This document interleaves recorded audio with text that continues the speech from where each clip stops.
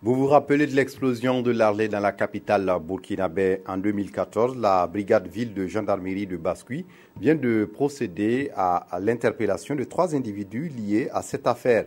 Ces derniers sont présumés auteurs d'importation, de détention et de commercialisation illicite d'engins explosifs. Une interpellation qui a été rendue possible grâce au renseignement d'une victime de l'explosion de l'Arlé. Saisissant l'occasion, la gendarmerie de Bascuit appelle à la collaboration de la population. Moussa Ouedraogo, Moukoun Dabiré. Un arsenal d'explosifs entreposé dans une cour d'habitation. L'œuvre est d'Abdul Draman Kaboré et de ses compagnons qui s'adonnaient à la vente illicite de ces engins dans le quartier Amdalaï de Ouagadougou, où ils détenaient un magasin de stockage.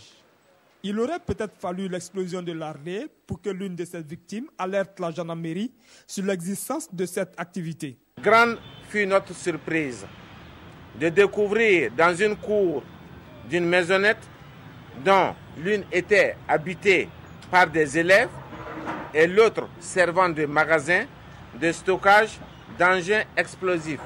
Une fouille du magasin au secteur 8, quartier Amdalaï, et une perquisition effectuée au domicile à Tampoui ont permis la saisie de 7750 détonateurs, de 5940 charges explosives de type A et de 49 rouleaux de cordons détonants.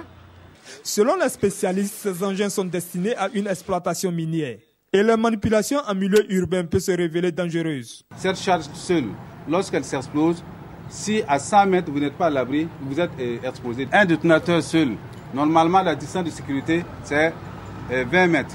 Raison pour laquelle c'est important de les isoler. Là, en cas d'explosion, en tout cas, il y a moins de dégâts. Ces 3 individus seront conduits devant le procureur pour la suite de la procédure.